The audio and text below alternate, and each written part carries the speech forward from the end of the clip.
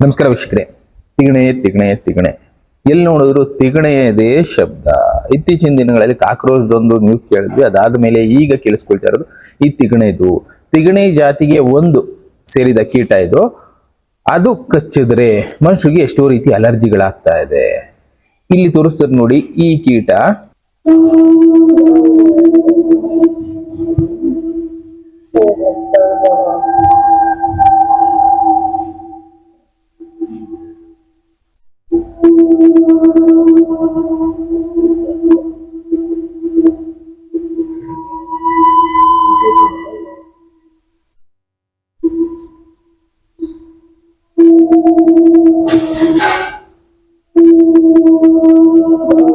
ಇಲ್ಲಿ ತೋರಿಸ್ತಾ ಇರುವಂತ ಈ ತಿಗಣೆ ಜಾತಿಗೆ ಸೇರಿದ ಕೀಟ ಏನಿದೆ, ಇದು ಅತಿ ಹೆಚ್ಚಾಗಿ ಅಮೆರಿಕಾದ ಒಂದು ಭಾಗದಲ್ಲಿ ಕಾಣಿಸ್ಕೊಳ್ಳೋದಕ್ಕೆ ಶುರುವಾಗಿದೆ. ಇದೆಲ್ಲ ಕೂಡ ಅವ್ರು ಹೇಳ್ತಿರೋದೇನು, ಪ್ಲಾಂಟೆಡ್ ಅಂದ್ರೆ ಬೇಕು ಅಂತಾನೆ ರೆಡಿ ಮಾಡಿ ಜನರ ಮಧ್ಯೆ ಈ ತಿಗಣೆ ಜಾತಿಗೆ ಸೇರಿದ ಕೀಟನ ಬಿಟ್ಟಿದ್ದಾರೆ, ಜನಕ್ಕೆ ಇಂಪ್ಯಾಕ್ಟ್ ಆಗಲಿ ಅನ್ನೋ ಕಾರಣದಿಂದ ಅಂತ ಎಷ್ಟೆಷ್ಟೋ ನ್ಯೂಸ್ಗಳು ಓಡಾಡ್ತಾ ಇದೆ. ಆದ್ರೆ ಇದಕ್ಕೆ ಈಕ್ವಲೆಂಟ್ ಆಗಿ ನಾನು ಒಂದು ವಿಷಯನ ನಿಮ್ಗೆ ತೋರಿಸೋದಕ್ಕೆ ಇಷ್ಟಪಡ್ತೀನಿ.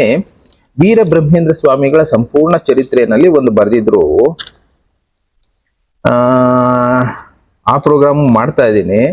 ಅದರಲ್ಲಿ ಬರೀತಾರೆ, 7 ಖಂಡಗ ತಿಗಣೆ ಒಂದೇ ಮುಹೂರ್ತದಲ್ಲಿ ಕೃಷ್ಣಾ ನದಿ ಬಳಿ ಬೀಳುತ್ತೆ ಅಂತ ಹೇಳ್ತಾರೆ. ಅಂದ್ರೆ ಇದು ನಮ್ಮ ದೇಶದಲ್ಲಿ ಬೀಳೋ ಚಾನ್ಸಸ್ ಇದೆಯಾ ಅನ್ನೋ ಒಂದು ಪ್ರಶ್ನೆ ಹುಟ್ಬಿಡುತ್ತೆ.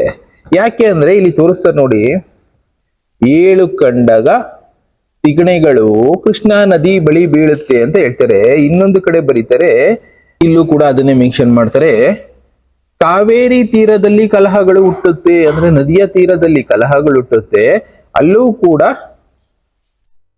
7 ಖಂಡಗ ತಿಗಣೆಗಳು ಹುಟ್ಟಿ ಜನರನ್ನ ಆಹುತಿ ಪಡೆಯುತ್ತೆ,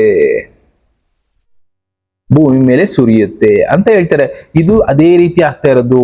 ತಿಗಣೆಗಳನ್ನ ಭೂಮಿ ಮೇಲೆ ಸುರಿದಿದ್ದಾರೆ ಅಂತಾನೆ ಎಷ್ಟೋ ಜನ ಹೇಳ್ತಾ ಇರೋದು. ಅದರಲ್ಲೂ ಬಿಲ್ ಗೇಟ್ಸ್ ಅವರು ಒಂದು ಎಕ್ಸ್ಪೆರಿಮೆಂಟ್ ಮಾಡ್ತಾ ಇದ್ದಾರೆ. ಆ ಎಕ್ಸ್ಪೆರಿಮೆಂಟ್ ಮೂಲ ಏನು, ಅವರು ಆರ್ಟಿಫಿಷಿಯಲ್ ನಾನ್ ವೆಜ್ ಅಂದ್ರೆ ಮಟನ್, ಚಿಕನ್ ಈ ತರದನ್ನ ರೆಡಿ ಮಾಡ್ತಾ ಇದ್ದಾರೆ. ಮೀಟ್ ಅಂತಾನೆ ಹೇಳಿ, ರೆಡ್ ಮೀಟ್, ಪ್ರೋಟೀನ್ ಬೇಕು, ದೇಹಕ್ಕೆ ಎನರ್ಜಿ ಬೇಕು ಅಂತ ರೆಡ್ ಮೀಟ್ ಇದೆ ಅಂತ ಆರ್ಟಿಫಿಷಿಯಲ್ ರೆಡ್ ಮೀಟ್ ಅನ್ನ ಬಿಲ್ ಗೇಟ್ಸ್ ಅವ್ರದ್ದು ಒಂದು ಕಂಪನಿ ರೆಡಿ ಮಾಡ್ತಾ ಇದೆ. ಈಗ ಈ ಆರ್ಟಿಫಿಷಿಯಲ್ ತಿಗಣೆ ಏನಿದೆ, ಇದು ಪ್ರಾಣಿಗಳಲ್ಲಿ ಅಲ್ಲಿ ಇಲ್ಲಿ ಅರಿದು ಬಿಡೋಕೆ ಬಿಟ್ಬಿಟ್ಟಿದ್ದಾರೆ. ಎಲ್ಲಿ ನೋಡಿದ್ರು ಅಮೆರಿಕಾದ ಕೆಲವೊಂದು ಭಾಗಗಳಲ್ಲಿ ಇದೇ ತಿಗಣೆಗಳು, ತಿಗಣೆ ಜಾತಿಗೆ ಸೇರಿದ ಒಂದು ಕೀಟ. ಎಷ್ಟು ಓಡಿಸ್ಲಿಕ್ಕೆ ಟ್ರೈ ಮಾಡಿದ್ರು ಹೋಗ್ತಾ ಇಲ್ಲ, ಜನಗಳಿಗೆ ಇದು ಕಚ್ತಾ ಇದೆ. ಕಚ್ಚಿದ್ರೆ ಏನೇನಾಗ್ತಾ ಇದೆ ಅಂತ ಅವರು ತೋರಿಸ್ತಾ ಹೋಗ್ತಾರೆ. ಅಲ್ಲಿ ಕಾಣಿಸ್ತಾ ಇರ್ಬೋದು ಎಷ್ಟು ಇದಾವೆ ಅಂದ್ರೆ ಅವುಗಳನ್ನ ಎಂಡ್ ಮಾಡೋದಕ್ಕೂ ಆಗೋದಿಲ್ಲ, ಅಷ್ಟೊಂದು ಇದಾವೆ.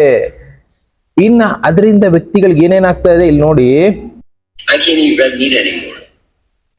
I can't have any animal byproducts in anything. It's a bioweapon. You need to know something. I'm an outdoorsman. I'm going to tell you. Ticks get on you. It just happens. It's not like a mosquito bite or a fly landing on you where you necessarily know when it happens. You get done with an outing, be super self-aware, you can take all the precautions, but a tick will get on you before you even know it. This is really maniacal, and you need to prepare yourself for it. I suggest getting some tick spray. I've got a plug that just uses essential oils the way that God intended to repel bugs like that, circumstances like that.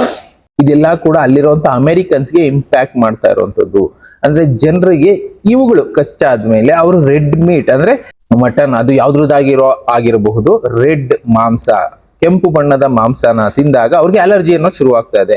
ಅವರು ಮುಂದೆ ಆ ಮಾಂಸನ ತಿನ್ನೋ ಹಾಗೆ ಇಲ್ಲ ಅಂತ situation ಈಗ ಅಮೆರಿಕನ್ಸ್ಗೆ ಬಂದ್ಬಿಟ್ಟಿದೆ. 90% Americans non veg ಪ್ರಿಯರು. ಅಲ್ಲಿರೋರಿಗೆ ಇವತ್ತು ಮಾಂಸ ತಿನ್ನೋ ಆಗಿಲ್ಲ ಅನ್ನೋ ಮಟ್ಟಕ್ಕೆ ಈ ತಿಗಣೆಗಳನ್ನ ಪ್ಲಾಂಟ್ ಮಾಡ್ತಾ ಇದ್ದಾರೆ ಅಂತಾನೆ ಹೇಳ್ತಾ ಇರೋದು. ಹೆಲಿಕಾಪ್ಟರ್ಗಳ ಮೂಲಕ ಅಲ್ಲಿ ಇಲ್ಲಿ ತಿಗಣೆಗಳನ್ನ ಬೀಳಿಸ್ತಾ ಇದ್ದಾರೆ. ಅಂದ್ರೆ ಜನಗಳಿರುವಂತ ವಸತಿ ಪ್ರದೇಶ ಸುತ್ತಮುತ್ತ ಹಾಕಿ ಹೋಗ್ತಾ ಇದ್ದಾರೆ. ಯಾರಿದು ಬಿಲ್ ಗೇಟ್ಸ್ ಕಂಪನಿಯವರು ಇಂಥ ಕೆಲಸ ಯಾಕೆ ಮಾಡ್ತಾ ಇದ್ದಾರೆ ಅಂದ್ರೆ, ಅವರ ಪ್ರಾಡಕ್ಟ್ ಏನಿದೆ ಆ ಮೀಟು ಅದು ಸೇಲ್ ಆಗ್ಬೇಕು ಅನ್ನೋ ಕಾರಣಕ್ಕೆ. ಫ್ಯೂಚರ್ ಅಲ್ಲಿ ರೆಡ್ ಮೀಟ್, ನಾರ್ಮಲ್ ಆಗಿ ನ್ಯಾಚುರಲ್ ಆಗಿ ಬರುವಂತ ರೆಡ್ ಮೀಟ್ ಅನ್ನ ತಿಂದ್ರೆ ಜನಕ್ಕೆ ಕಾಯಿಲೆ ಬರಬೇಕು. ಜನ ಆಗ ಬಿಲ್ ಗೇಟ್ಸ್ ಅವರ ಬೇರೆ ರೆಡ್ ಮೀಟ್ಗೆ ಡಿಪೆಂಡ್ ಆಗ್ತಾರೆ. ಇದರಿಂದ ಅವ್ರಿಗೆ ಪ್ರಾಫಿಟ್ ಬರುತ್ತೆ ಅಂತ ಒಂದು ಲೆಕ್ಕಾಚಾರ ಮಾಡಿದ್ದಾರೆ ಅಂತ ಹೇಳ್ತಾರೆ. ಬಟ್ ಇದು ಸತ್ಯನೋ ಸುಳ್ಳು ಅಂತ ಹುಡುಕೊಂಡೋದ್ರೆ ಬಿಲ್ ಗೇಟ್ಸ್ ಕಂಪನಿಯವರು ಈ ಕೀಟಗಳ ಬಗ್ಗೆ ಅಧ್ಯಯನ ಮಾಡ್ತಾ ಇದ್ದಿದ್ದು ಸತ್ಯ. ಬಟ್ ಆದ್ರೆ ಅವರೇ ಪ್ಲಾಂಟೇಶನ್ ಮಾಡ್ತಾ ಇದಾರೆ, ಅದು ಹೇಳೋದಕ್ಕಾಗೋದಿಲ್ಲ. ಯಾಕೆಂದ್ರೆ ಕಾಡುಗಳಲ್ಲಿ ಜನ ಇರುವಂತ ಜಾಗಗಳಲ್ಲಿ ಸುತ್ತಮುತ್ತ ಇವುಗಳನ್ನ ಹಾಕೊಂಡು ಹೋಗಿದ್ದಾರೆ. ಇದರಲ್ಲಿ ಎಷ್ಟೋ ಕೀಟಗಳ ಮೇಲೆ ಅಧ್ಯಯನ ಮಾಡ್ತಾ ಇರುತ್ತೆ ಅವರ ಕಂಪನಿಗಳು. ಆದ್ರೆ ಇವತ್ತು ಈ ಕೀಟಗಳು ಕಚ್ಚಿದ್ರೆ ಅವರು ನಾನ್ ವೆಜ್ ತಿನ್ನೋ ಆಗಿಲ್ಲ ಅಂತ ಸಿಚುವೇಶನ್ ಬರ್ತಾ ಇದೆ. ಅಲ್ಲೇ ಅದನ್ನೇ ಹೇಳ್ತಾರೆ ನೋಡಿ, ಹೆಲಿಕಾಪ್ಟರ್ ಇಂದ ಕೆಲವಷ್ಟು ಬಾಕ್ಸಸ್ ಗಳನ್ನ ಹಾಕ್ತಾ ಇದ್ದಾರೆ. ಅದರಲ್ಲಿ ಈ ಕೀಟಗಳು ಏನಿದೆ ತಿಗಣೆ ಜಾತಿಗೆ ಸೇರಿದ ಕೀಟಗಳು, ತಿಗಣೆ ಅಂತಾನೆ ಅನ್ಬೋದು ನಮ್ಮ ಲೆಕ್ಕದಲ್ಲಿ, ಅಂತದ್ದು ಬಿಸಾಕಿ ಹೋಗ್ತಾ ಇದ್ದಾರೆ. ಅದು ಆಟೋಮೆಟಿಕಲಿ ಸ್ಪ್ರೆಡ್ ಆಗ್ತಾ ಇದೆ. ಸ್ಪ್ರೆಡ್ ಆಗಿ ಜನರಿಗೆ ಕಾಯಿಲೆಯನ್ನು ತಂದಿಡ್ತಾ ಇದೆ. ಪ್ಲಸ್ ಇನ್ನೊಂದು ಎಕ್ಸ್ಪ್ಲೈನ್ ಮಾಡ್ತಾರೆ ನೋಡಿ ಇದರಲ್ಲಿ, ಇದು ಎಷ್ಟು ಫಾಸ್ಟ್ ಆಗಿ ಹೋಗ್ತಾ ಇದೆ ಅಂದ್ರೆ ನಾರ್ಮಲ್ ತಿಗಣೆ ಏನಿತ್ತು ಅದರ 4 ಪಟ್ಟು ಸ್ಪೀಡ್ ಅಲ್ಲಿ ಹೋಗ್ತಾ ಇದೆ. ಪ್ಲಸ್ ಮನುಷ್ಯರ ಮೇಲೆ ಇದು ದಾಳಿ ಮಾಡ್ತಾ ಇದೆ ಅಂತಾನೆ ಹೇಳ್ತಾ ಇರೋದು ಇವರು. एक ह्यूमन इंजीनियर रिसेंटली मैंने आपको कहा था कि बिल गेट्स ने अपना एक ह्यूमन इंजीनियर जो एक कीड़ा है छोटा सा वो अमेरिका में डाल दिया है ताकि जो लोग रेड मीट खाते हैं उनको इन्फेक्शन हो जाए और वो लैब को मीट खाए जो बिल गेट्स ने अपनी लैब में बनाया है। अब मैंने कहा था कि अभी अमेरिका में ये छोटे छोटे कीड़े उसने डाल दिए हैं, बहुत जल्दी वो दुनिया भर में डाल देगा। अब यहाँ देखिए वो रशिया पहुंच चुका है। ये देखिए साउदर्न रशिया में आपको ये टिक्स देखने को मिल रहे हैं। लोग कह रहे हैं कि ये कोई आम टिक्स नहीं है, आम कीड़े नहीं है, बल्कि ये जो इस तरह के कीड़े हैं वो कभी इतना तेज नहीं दौड़ते जितना कि ये दौड़ रहे हैं। क्योंकि ये जो छोटे छोटे कीड़े हैं ना, ये इंसानों की ओर आ रहे हैं, बस्तियों की ओर आ रहे हैं ताकि उनको काट जाए, उनमें इन्फेक्शन हो जाए, उनमें एलर्जी हो जाए और वो रेड मीट खाना ही बंद करे और उसके बाद वो बिल गेट्स का लैब ग्रोन मीट की डिमांड करे, वही खाए। यानी दोस्तों सिंपल जो बिल गेट्स के कीड़े हैं ना वो अभी अमेरिका तक ही महदूद नहीं है, बल्कि उसने रशिया में डाल दिया और बहुत जल्दी आपको दुनिया की बहुत ज्यादा मैक्सिमम कंट्रीज में आपको ये छोटे छोटे कीड़े देखने को मिलेंगे जो इंसानों को काटने के लिए बनाए गए हैं। रिसेंटली मैंने ಇದರಲ್ಲಿ ಮೇನ್ ಪಾಯಿಂಟ್ ಏನಂದ್ರೆ, ಫಸ್ಟ್ ಅಮೆರಿಕಾದಲ್ಲಿ ಇಂಥದ್ದನ್ನ ಶುರು ಮಾಡಿದ್ರು ಬಿಲ್ ಗೇಟ್ಸ್. ಆರೋಪಗಳು ಇರ್ಬೋದು ಬಿಡಿ, ಸತ್ಯನ ಸುಳ್ಳ ಸೆಕೆಂಡ್ರಿ. ಆದ್ರೆ ಅಮೆರಿಕಾದಲ್ಲಿ ಶುರು ಮಾಡಿದ್ರು, ಸದ್ಯಕ್ಕೆ ರಷ್ಯಾದಲ್ಲೂ ಇದು ಕಾಣಿಸ್ಕೊಂಡಿದೆ. ಇನ್ನ ಮುಂದೆ ಒಂದು ದಿನ ಅದು ಬೇರೆ ಬೇರೆ ದೇಶಗಳಲ್ಲಿ ಕಾಣಿಸ್ಕೊಳ್ಳುತ್ತೆ ಅನ್ನೋದು ಮೇನ್ ಪಾಯಿಂಟ್. ಬೇರೆ ದೇಶದಲ್ಲಿ ಕಾಣಿಸ್ಕೊಂಡ್ರೆ ಏನಾಗುತ್ತೆ, ನಮ್ಮ ಭಾರತ ದೇಶದಲ್ಲಿ ಈಸಿಯಾಗಿ ಸ್ಪ್ರೆಡ್ ಆಗ್ಬಿಡುತ್ತೆ ಇದು. ಅದರಲ್ಲಿ ಕಾಲಜ್ಞಾನಿಗಳು ಬರೆದಿದ್ದನ್ನು ನಾನು ಅದೇ ಹೇಳಿದೆ ನಿಮ್ಗೆ.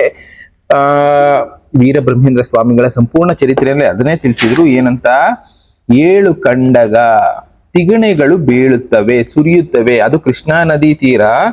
ಇನ್ನ ಬರೋದ್ರು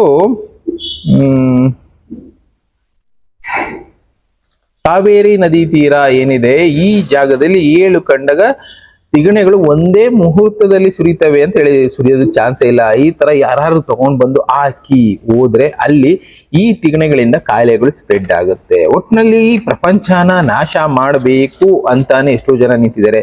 ನಾಶ ಮಾಡಬೇಕು ಅನ್ನೋದಕ್ಕಿಂತ ಕರೆಕ್ಷನ್ ಮಾಡಬೇಕು ಅಂತ ನಿಂತಿದ್ದಾರೆ ಏನೋ ಹೇಳೋದಕ್ಕಾಗೋದಿಲ್ಲ. ಕೆಲವೊಬ್ರು ಮಾಡ್ತಾ ಇರೋ ಕೆಲಸಗಳು ಪ್ರಪಂಚಕ್ಕೆ ಒಳ್ಳೇದು ಮಾಡೋದು ಕಾರಣಕ್ಕೂ ಆಗಿರ್ಬೋದು, ಇನ್ನ ಕೆಟ್ಟದ್ ಮಾಡೋದಕ್ಕೂ ಇರ್ಬೋದು. ಇವರು ತಿಳಿಸಿದ್ದು ಇಲ್ಲಿ ನಡೀತಾ ಇದೆ, ಇಲ್ಲ ಅಲ್ಲಿ ನಡಿಬೇಕಾಗಿದ್ದೀನಿ ಇಲ್ಲಿ ಬರೋದ್ರ ಅನ್ನೋ ಒಂದು ಪ್ರಶ್ನೆ ಹಾಗೆ ಉಳ್ಕೊಂಡ್ಬಿಡುತ್ತೆ. ಒಟ್ನಲ್ಲಿ ಇಲ್ಲಿ ಬರ್ದಿಟ್ಟಿರೋ ವಿಷಯಗಳು ಎಲ್ಲಾ ಕಡೆ ಕಾಲಜ್ಞಾನ ರೂಪದಲ್ಲಿ ಬೇರೆ ಬೇರೆ ಕಡೆ ಬೇರೆ ಬೇರೆ ರೀತಿ ಸ್ಪ್ರೆಡ್ ಆಗಿದ್ರು ಕೂಡ ಆಗ್ತಾ ಇರೋ ಆಕ್ಟಿವಿಟೀಸ್ ಒಂದೇ ಸಾಕ್ಷಿ ಕಣ್ಮುಂದೆ ಇದೆ. ಇನ್ನ ಈ ತರದ ಎಷ್ಟೋ ವಿಷಯಗಳು ನಮ್ಮ ಮುಂದೆ ನಡೀತಾ ಇದೆ, ತಿಳ್ಕೊಳ್ತಾ ಹೋಗೋಣ. ಅದರಿಂದ ನಾವು ಹೇಗೆ ಬಚಾವಾಗಬೇಕು, ನಮ್ಮ ಭಾರತದಲ್ಲಿ ಈ ಪ್ಲಾಂಟೇಶನ್ ಆಗೋದನ್ನ ತಡೆಯೋದಕ್ಕೆ ಏನ್ ಮಾಡ್ಕೋಬೇಕು ಅಂತದನ್ನ ಮಾಡ್ಕೋಬೇಕಾಗಿದೆ ಇವತ್ತು ನಮ್ಮ ದೇಶ. ಇಲ್ಲ ಅಂದ್ರೆ ಇದು ನಮ್ಮ ದೇಶದಲ್ಲಿ ಬರುವಂತ ಚಾನ್ಸಸ್ ಇರುತ್ತೆ. ಯಾವ್ದಾದ್ರು ಫಾರಿನ್ ಕಂಟ್ರಿಯಿಂದ ಬರುವಂತ ಗೂಡ್ಸ್ ಬಾಕ್ಸ್ ಗಳಿಂದ ಬರ್ಬೋದು, ಇಲ್ಲ ಬೇರೆ ಬೇರೆ ರೂಪದಲ್ಲಿ ನಮ್ಮ ದೇಶಕ್ಕೆ ಸ್ಪ್ರೆಡ್ ಆಯ್ತು ಅಂದ್ರೆ ಯಾವ ಮಟ್ಟಕ್ಕೆ ಹೋಗಿ ನಿಂತ್ಕೋಬಹುದು ನಮ್ಮ ದೇಶದ ಪರಿಸ್ಥಿತಿ ಏನು ಹೇಳೋದಕ್ಕಾಗೋದಿಲ್ಲ.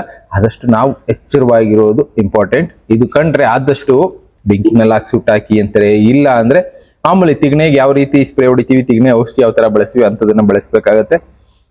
ಬೇಗ ಸ್ಪ್ರೆಡ್ ಆಗುತ್ತೆ. ಮೊದಲಕ್ಕಿತ್ತಲ್ಲ ತಿಗಣೆಗಳು ಅದರ 4 ಪಟ್ಟು ಸ್ಪೀಡಲ್ಲಿ ಓಡ್ತಾ ಇದೆ ಈ ತಿಗಣೆಗಳು ಮನುಷ್ಯರ ಮೇಲೆ ಅಟ್ಯಾಕ್ ಮಾಡೋದಕ್ಕೆ.